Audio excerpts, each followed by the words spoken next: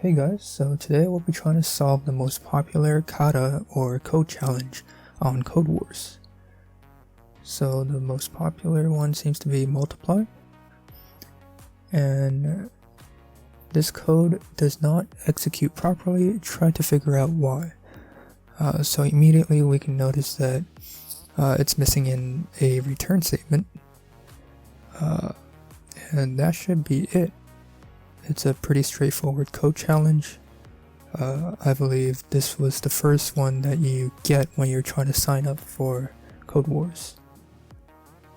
And there we go. Return A times B. Perfect. Alright, and don't forget to like and subscribe as I'll be doing more of this in the future. Thanks.